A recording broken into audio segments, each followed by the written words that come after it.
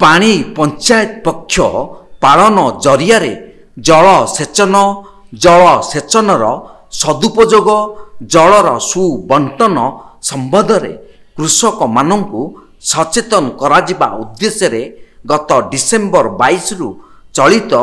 January 5 पर्यंत पालन करा जाउथिबा पानी पंचायत पक्षरु जिला स्तरीय उद्यापनी उत्सव अनुष्ठित हो जाइछि। जिला परिषदर सम्मिलनी कक्षरे जिलापाल दिलीप राउतराय अध्यक्षतार आयोजित एही कार्यक्रम रे मुख्य अतिथि भाव जोगदे सांसद अभिमन्यु सेठी आम देश और राज्य भली कृषि प्रधान माटी रे जल सेचनर भूमिका केते गुरुत्वपूर्ण से संबंध रे आलोकपात करथिले। पानी पंचायतर सुपरिचालना पाई देखा जाउतिबा समस्यार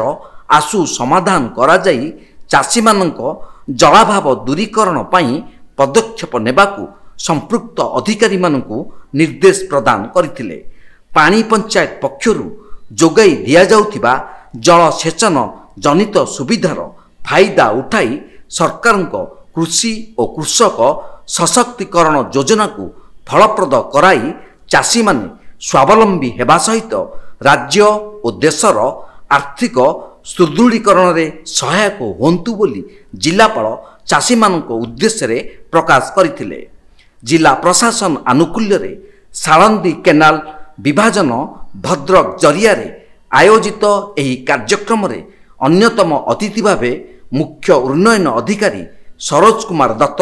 कृषि विज्ञान केन्द्रर वरिष्ठ वैज्ञानिक संजय कुमार महांती, सहकारी कृषि अधिकारी शशिभूषण महापात्र, भद्रक ब्लॉक अध्यक्षा उर्मिला नायक, सहकारी मुख्यजंत्री शालपड़ा बाबूलाल बेहेरा प्रमुख जोगदे जलवायु अनुଯାयी पानी पंचायत गुड़िकर दायित्व संबंध में आलोकपात करथिले। साळंदी केनाल विभाजनर अधीक्षण जंत्री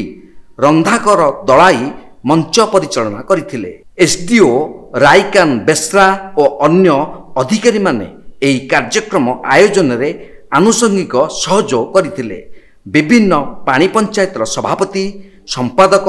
सदस्य और कृषक माने एही कार्यक्रम रे जोग देइथिले। एग्रीकल्चर साइंटिस्ट ठीक भाव में आमको जो रही खबर रही देखो चेष्टा करवा 25 वर्ष 2025 समाधान करने जिते पानी सदुपयोग करने जो अवेयरनेस कैंप चलते हैं भावी भल भाव कम दब आपण दरिया मुझे अनुरोध करी चाषी मान चाषी भाई मैंने सहयोगितार सठिक भाव में पानी अपचय नक नष्ट नक भल भाव चाष करने कि चाषी को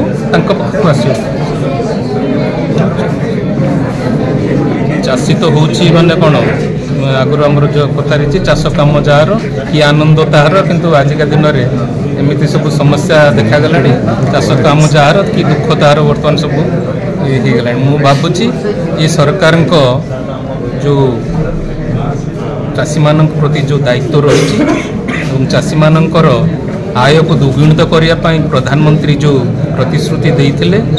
से ही क्रम 800 टंकार इनपुट सब्सिडी देकी 6 मास भीतर निर्वाचन समय जो भद्रकरू पुनील कुमार सामंत रिपोर्ट तीर्थक्षेत्र लाइव।